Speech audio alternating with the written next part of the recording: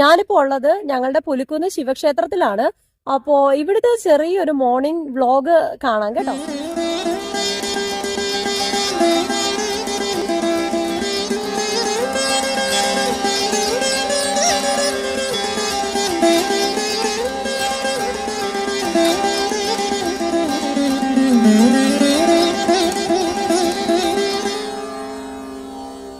വികല വിഷയബന്ധ സാധുലോക പ്രകര നിഷേവ്യ സമസ്ത ഭവ്യദായി പ്രകടരുചിവിദാനദി പ്രമൂർത്തേ ശബരിഗിരീശതവാസ്തു സുപ്രഭാതം. നല്ല നാട്ടുമ്പുറ കാഴ്ചകളൊക്കെ മൺമറിഞ്ഞു പോകാത്ത നാടാണല്ലേ നമ്മുടെ മുണ്ടക്കയം. സമയം പുലർച്ചെ 6 മണിയായിട്ടുണ്ടേ. ശനിയാഴ്ചയല്ലേ, ഇന്ന് രാവിലെ അമ്പലത്തിൽ പോവാന്ന് കരുതി. ഞാൻ അമ്പലത്തിൽ പോകുമ്പോ കഴിഞ്ഞ പൂക്കളൊക്കെ കൊണ്ടുപോകാറുണ്ട് കേട്ടോ. പണമൊക്കെ കാണിക്കിടുന്നതേ അമ്പലത്തിന്റെ മോഡിഫിക്കേഷനും മറ്റു കാര്യങ്ങൾക്കും വേണ്ടിയല്ലേ. പണ്ട് അമ്പലത്തിൽ ഒരു പ്രഭാഷണത്തിൽ കേട്ടാണ് കേട്ടോ ഭഗവാൻ ഇഷ്ടം പൂക്കളും പഴങ്ങളും ഒക്കെ കൊടുക്കുന്നതാണ്. ഇവിടുത്തെ മുറ്റത്ത് ചെത്തിയുണ്ട്, ചെമ്പരത്തിയുണ്ട്, ശംഖുപുഷ്പമുണ്ട്, വെള്ള കനകാംബരം ഉണ്ട്. പിന്നെ നമ്മൾ തുളസിയും കൂടെ പറിക്കും കേട്ടോ.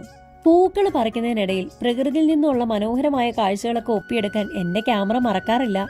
പ്രകൃതി സ്നേഹികളിൽ പ്രകൃതി ഭംഗി ആസ്വദിക്കാൻ ആർക്കല്ലേ ഇഷ്ടമല്ലാത്തത്. അങ്ങനെ പൂക്കളൊക്കെ ആയിട്ട് ഞാൻ ഇറങ്ങി കേട്ടോ.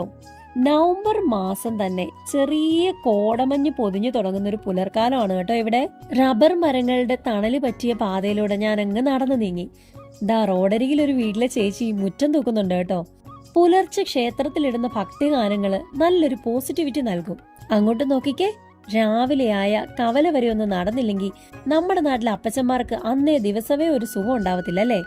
പ്രകൃതിയിലെ സസ്യങ്ങളുടെയും പൂക്കളുടെയും ഭംഗി ക്യാമറയിലേക്ക് പകർത്തി വഴിയരികിൽ ഇടയ്ക്കിടയ്ക്കായിട്ട് ഞാൻ നിന്ന് കേട്ടോ.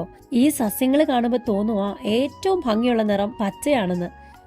അങ്ങനെ നടന്ന് നമ്മുടെ കവല വരെ എത്തിയിട്ടുണ്ട്. ഇതാണ് ഞങ്ങളുടെ പുലിക്കുന്ന് കവല. ഈ വഴി മേലോട്ട് പോയാൽ ശിവക്ഷേത്രത്തിലേക്ക് പോകാൻ പറ്റും. ഒരു വശത്ത് കൈതയും റബ്ബറും ഇടതൂർന്ന കൃഷിയും, മറുവശത്ത് നമ്മുടെ സ്വന്തം റബ്ബറും പയറും കൂടെ ഇടതൂർന്ന കൃഷിയുമാണ്. ആണ്ടിലും സംക്രാന്തിക്കും ഇങ്ങോട്ടൊക്കെ വരും. കുന്നുകയറി മടുത്തു വരുവാ ഞാന്. ഇതാണ് അമ്പലത്തിന്റെ ഓഡിറ്റോറിയം. ഇവിടെ ഉത്സവമൊക്കെ നടക്കുമ്പോഴേ വേദിയൊക്കെ കിട്ടുന്ന മൈതാനമാണ് കേട്ടോ ഇത്. ഇപ്പൊ ഇത് കണ്ണീർത്തുള്ളി ചെടിയും തൊട്ടാവാടി പൂക്കളും ഒക്കെ കൊണ്ട് പച്ച വിരിച്ചൊരു കൊച്ചു മൈതാനമായിട്ടുണ്ട്. അതിസുന്ദരമായ അതിമനോഹരമായ പച്ചപ്പ്. എന്റെ ക്യാമറയാണെങ്കിൽ ഞാൻ പോലും അറിയാതെ ഓടി ഓടി ചെടികൾക്കിടയിലോട്ടങ്ങ് കയറി പോവാ. മഞ്ഞുതുള്ളികൾ വീണ് കുളിരാർന്ന പുൽത്തകിടി. ഇടയ്ക്കിടയ്ക്കില്ലേ ഈ പുളിയാറില്ല എന്ന് പറയുന്ന ചെടിയുടെ വൃത്താകൃതിയിലുള്ള ഇലകളില്ലേ, അതിനൊരു ഭംഗി കൂട്ടുന്നുണ്ട് കേട്ടോ. തണുത്ത പച്ച പ്രതലത്തിൽ കാല് കുത്തിയപ്പോ പണ്ട് ഊട്ടി ബൊട്ടാണിക്കൽ ഗാർഡനിലെ പുൽത്തകടിയിൽ കാല് ചവിട്ടിയ ഒരു സുഖമുണ്ട് കേട്ടോ. അമ്പലത്തിന്റെ ചുറ്റുപാട് ഇങ്ങനാണ്. നമ്മുടെ റബ്ബർ മരങ്ങൾക്കിടയിൽ കൂടെ വള്ളിപ്പടർപ്പ് പോലെ വളരുന്ന കാട്ടുപയർ കാണാൻ ഒരു പ്രത്യേക ഭംഗിയല്ലേ. നടന്ന് നടന്ന് അമ്പലം എത്തിയിട്ടുണ്ടേ. ശംഭോ മഹാദേവ. ഞാൻ ഒരു കടുത്ത ശിവഭക്തയാണ് കേട്ടോ. ഏറ്റുമാനൂര് ജനിച്ചു വളർന്ന ഏറ്റുമാനൂരപ്പന്റെ മക്കളിൽ ഒരാളാണ് കേട്ടോ ഞാനും. എന്റെ ചോറൂണും തുലാഭാരവും എല്ലാം ഏറ്റുമാനൂരപ്പന്റെ സന്നിധി വെച്ചിട്ടായിരുന്നേ. നിറപുത്തരിയുടെ അന്ന് ഏറ്റുമാനൂർ അമ്പലത്തിൽ എന്നെ ചോറ് കൊടുത്തോണ്ടാ ഞാനിങ്ങനെ വണ്ണക്കാരിയും ആഹാരപ്രിയൊക്കെ ആയെന്നാണ് അമ്മയും അച്ഛമ്മയൊക്കെ പറയുന്നത്. അത് പറഞ്ഞപ്പോഴാണ് കേട്ടോ തിരുമേനി എന്റെ വീഡിയോ കാണാറുണ്ടെന്ന് പറഞ്ഞു. ഈ അധ്യയന വർഷത്തിനും ഡിഗ്രിക്ക് പോകാൻ കഴിയില്ലേ? വിഷമിക്കണ്ട, ഈ ഡിസംബർ 30 വരെ അഡ്മിഷൻ എടുക്കാൻ സമയമുണ്ട്. ഈ വർഷം തന്നെ ഡിഗ്രി പഠനം തുടങ്ങാൻ നിങ്ങൾക്ക് സാധിക്കും. എങ്ങനെയാണല്ലേ? ജോയ് യൂണിവേഴ്സിറ്റിയിലൂടെ. നിങ്ങൾ പഠിക്കാൻ ആഗ്രഹിക്കുന്ന ഏത് കോഴ്സും ആയിക്കോട്ടെ, medical, engineering, agriculture, IT courses 75+ degree programmes available ആണ് ജോയ് യൂണിവേഴ്സിറ്റിയിൽ. നമ്മുടെ തലസ്ഥാന നഗരിയിൽ നിന്നും വെറും 100 കിലോമീറ്റർ ദൂരത്ത് ഇന്റർനാഷണൽ ഫെസിലിറ്റിയോടുകൂടി നിങ്ങൾക്ക് പഠിക്കാം. അതും UGC അംഗീകാരത്തോടെ. റിലാക്സ്ഡ് ആയി ജോളിയായി പഠിക്കൂ ജോയ് യൂണിവേഴ്സിറ്റിയുടെ മനോഹരമായ ക്യാമ്പസിൽ. 2026-27 അഡ്മിഷൻ ബുക്കിംഗ് ഒക്കെ സ്റ്റാർട്ട് ചെയ്തിട്ടുണ്ട്. കൂടുതൽ വിവരങ്ങൾക്കായി സ്ക്രീനിൽ കാണുന്ന ഈ നമ്പറിലേക്ക് കോൺടാക്ട് ചെയ്യൂ. കൂടെയുള്ള ആ ചേട്ടനെ കണ്ടോ? ഇവിടുത്തെ BJPയുടെ സ്ഥാനാർത്ഥിയാണ്. അയ്യോ, ഞാൻ ചുമ്മാ പറഞ്ഞതേ ഉള്ളൂ. ഞാൻ വോട്ട് പിടിച്ചെന്നൊന്നും പറഞ്ഞു കളയരുതേ. രാഷ്ട്രീയം നമുക്ക് ഒട്ടും താല്പര്യമില്ലാത്തൊരു മേഖലയാണ് കേട്ടോ. തൊഴുത് പ്രസാദം വാങ്ങി ഇറങ്ങാൻ നേരത്താണ് തിരുമേനി പറഞ്ഞത് ഇപ്പൊ ഗണപതി ഹോമം തുടങ്ങും, അത് കഴിഞ്ഞിട്ട് പോകാമെന്ന്. എല്ലാ ക്ഷേത്രത്തിലും കാണും ഞങ്ങളെപ്പോലെ പ്രകൃതി സ്നേഹികളെ ആകർഷിക്കാൻ ഇതുപോലൊരു വൃക്ഷം. പ്രകൃതി മാത്രമല്ല സഹജീവികളും എനിക്ക് ഭയങ്കര ഇഷ്ടമാണ്. പട്ടി മുതൽ അട്ട വരെ, പശു മുതൽ പാമ്പ് വരെ എനിക്കിഷ്ടമാണ്. അമ്പലത്തിലൊരു തൊഴുത്തുണ്ട്. ഒരു സുന്ദരി പെണ്ണും ഇവിടെ കിടപ്പുണ്ട്. പിടിക്കാൻ ചെന്നപ്പോ കടിക്കാൻ വരുക.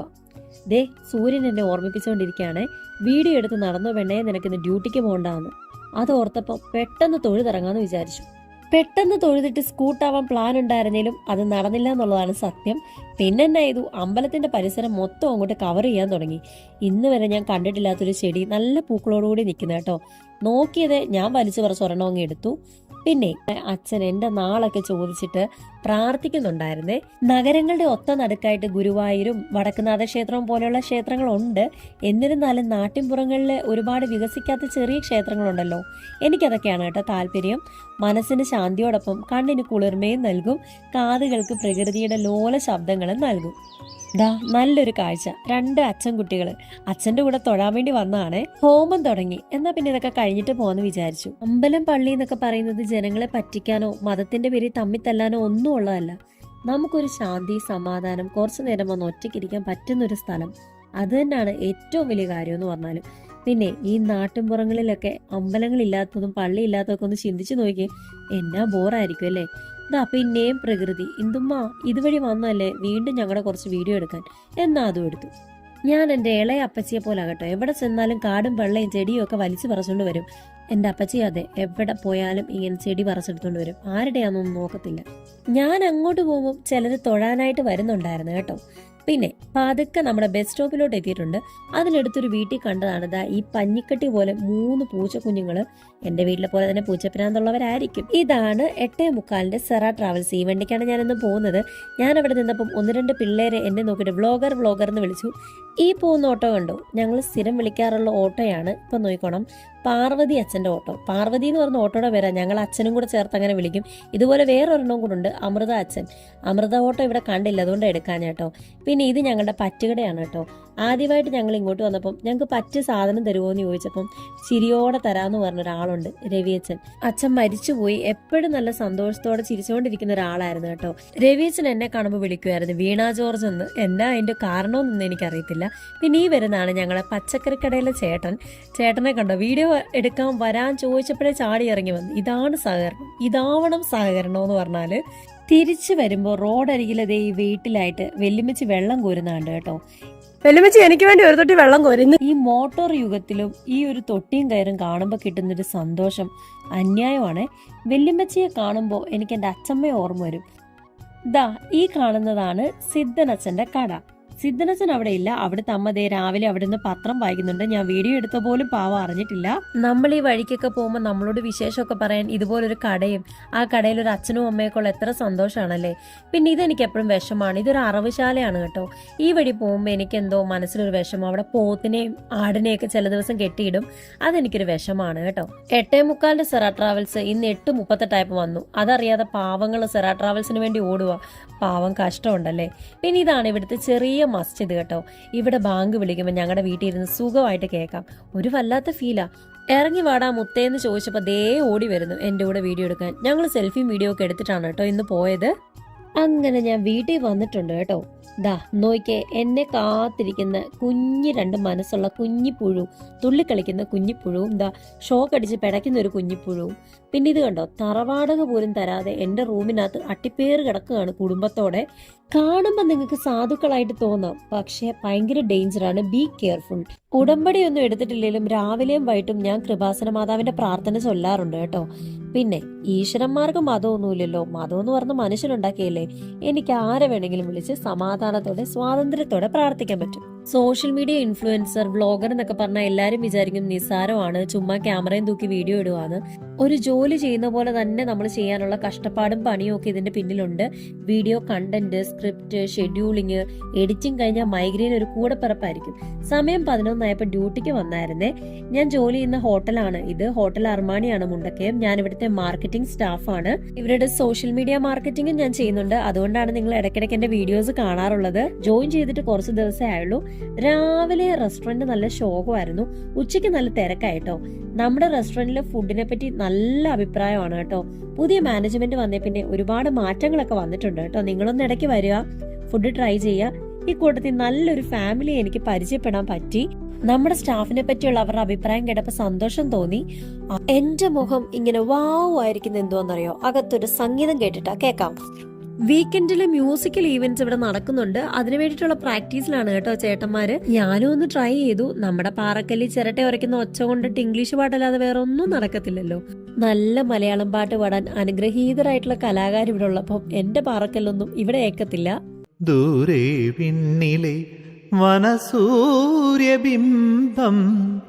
കതിരൊളി ചാർത്തും മുഖബിംബം തമിഴ്മൊഴി നാടിൻ തിരുമുടിച്ചൂടും തമിഴ്മൊഴി നാടിൻ തിരുമുടിച്ചൂടും അരചനുരഞ്ജന പുണ്യം അരചനുരഞ്ജന പുണ്യം.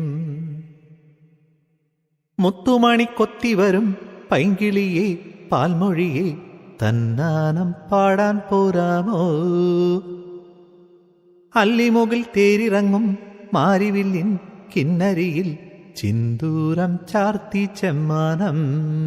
സമയം 6:15 ആയപ്പോ ഞാൻ ഇറങ്ങിയായിരുന്നു. അപ്പോ മുണ്ടക്കയം വന്നിട്ടുണ്ട്. ഇവിടെ വരെ വരാൻ എന്ത് പാട് കിട്ടുമെന്നറിയോ? നോക്കി എന്നാ ബ്ലോക്കായിരുന്നു ഈ ഒരു ടൈമില്. അങ്ങനെ ഒടുവില് ഒരു KSRTC കിട്ടി കേട്ടോ. എരുമേലി വണ്ടിയാണ്. അതിന് കയറി ഞാൻ വീട്ടിലേക്ക് പോന്നു. ഈവനിങ്ങിലെ മുണ്ടക്കയത്തിന്റെ ഭംഗിയെക്കുറിച്ച് ഞാൻ വർണ്ണിക്കണ്ടല്ലോ. ഞാൻ രാവിലെ അങ്ങോട്ട് പോയപ്പം തോട്ടിൽ ഇത്രയും വെള്ളമില്ലായിരുന്നു. തിരിച്ചു വന്നപ്പം എന്നാ വെള്ളവാ. ഇന്നത്തെ മഴ അതുപോലെ ശക്തമായിരുന്നല്ലേ. അപ്പൊ നമ്മുടെ മുണ്ടക്കയത്ത് ഇതുപോലുള്ള നാട്ടിൻപുറ കാഴ്ചകളൊക്കെ കാണാൻ ഇഷ്ടമാണെങ്കിൽ എന്നെ ഒന്ന് ഫോളോ ചെയ്യുക. പിന്നെ ഇഷ്ടമുള്ളവർക്ക് വീഡിയോ അയച്ചു കൊടുക്കുക കേട്ടോ.